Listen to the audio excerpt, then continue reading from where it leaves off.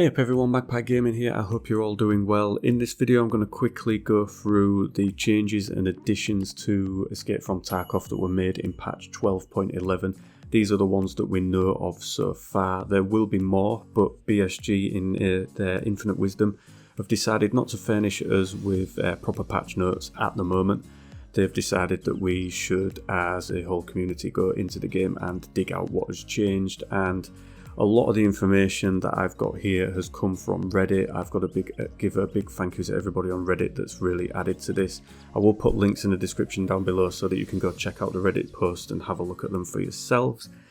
BSG have put some patch notes out, but these are detailing just the fixes that were made in the game. I'm not going to go through those, I'm not interested in those, but I understand that some of you guys might be, so I will put a link in the description below so that you can go and check those out if you want to. There are a lot of them, to be fair.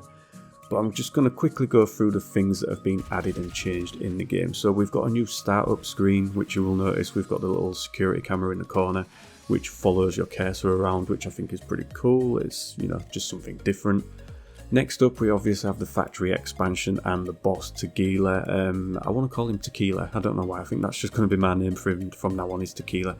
If you want to know how to fight this guy, the best thing that I can say to you is I will put a link in the description below to a video that Cotton did where he has multiple encounters with this guy. I'm not sure if he's in online or offline mode when he's doing this, but it does show that this Tequila obviously has this large sledgehammer and he likes to wield it.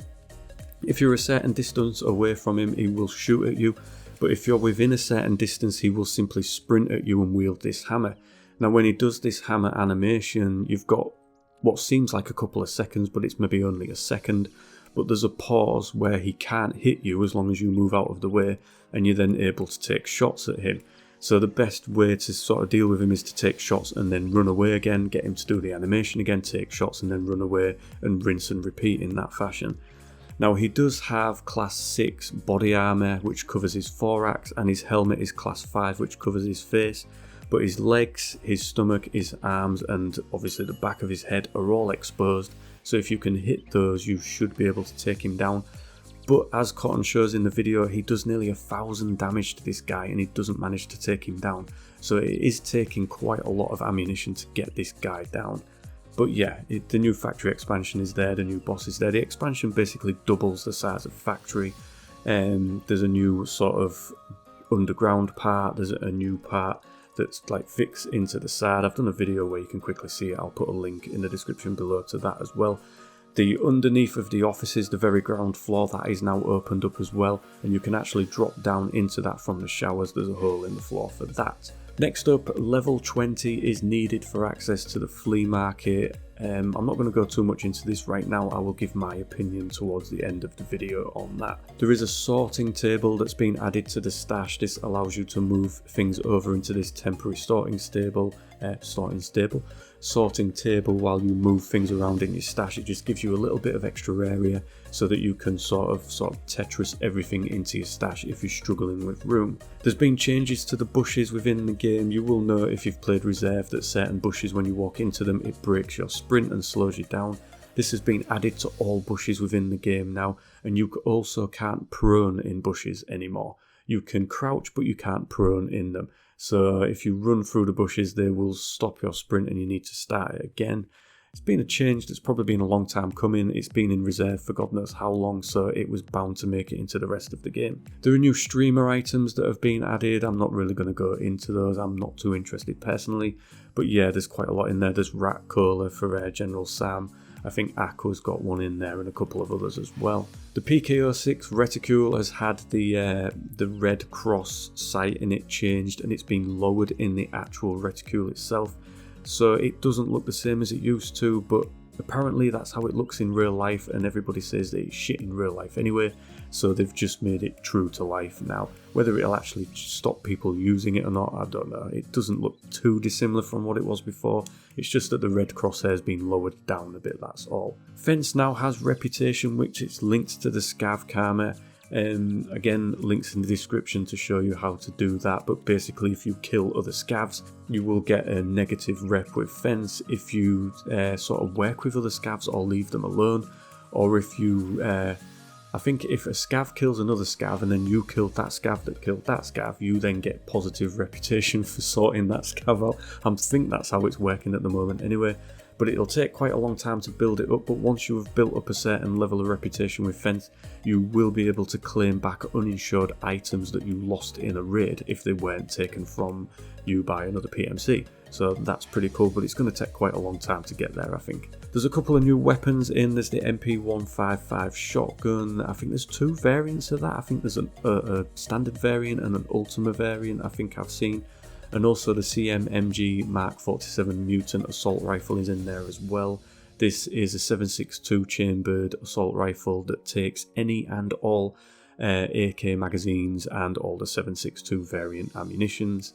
So I'm hugely looking forward to actually getting hold of that gun eventually. A rapid fire 7.62 is definitely what I've been missing in my life anyway. Shoreline Keys, they've been given a prefix of East Wing and West Wing in the little icon, so you no longer need to double click on them and go to inspect and have a look to see which wing they go to. You'll be able to see when you just open up your SICK case or wherever you're keeping your keys.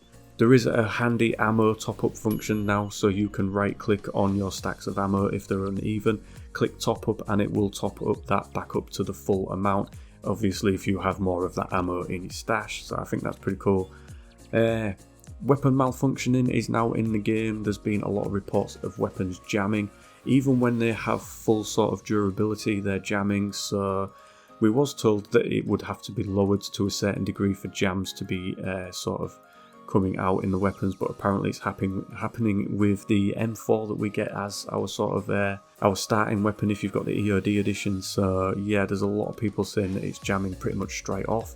They're firing a couple of rounds and it's jamming. I haven't seen it on anybody's videos yet, but that's what they're saying. There is an issue with extracts being bugged in the game. Interchange and Shoreline, there's been a lot of reports of people saying that they've been going to the extracts, getting down to 0 and nothing happens.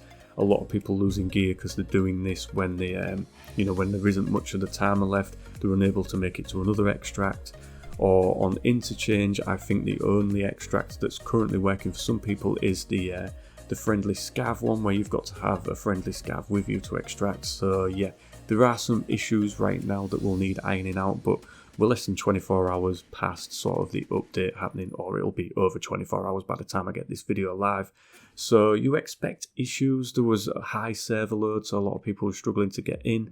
Obviously, if you're picking just one sort of server and hoping that you'll get a low sort of waiting time, it's not going to happen. You need to choose a lot more servers and add them to the pool, and then it will pick one that's going to be the quickest one for you.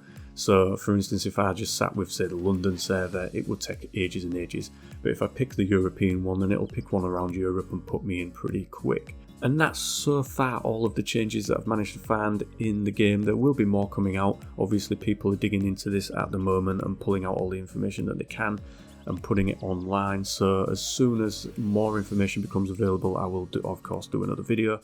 If you aren't subscribed, please consider doing so. It only takes a second, it doesn't cost you anything. And if you're looking for like the latest news on Tarkov, I'm going to be pumping out a lot more videos over the coming weeks and months regarding news and changes within the game. So I will keep you up to date with all of those. So yeah, that's it for this video, ladies and gentlemen. I'd just like to say a big thank you to everybody that's interacting on the videos, liking the videos, commenting. Keeps that algorithm going on YouTube, keeps the channel, going forward basically. So I would like to thank all of you guys that are doing that. And that is pretty much it. So thank you very much for watching, ladies and gentlemen. Don't forget to like, share and subscribe. Stay safe and I will catch you in the next one. Take care.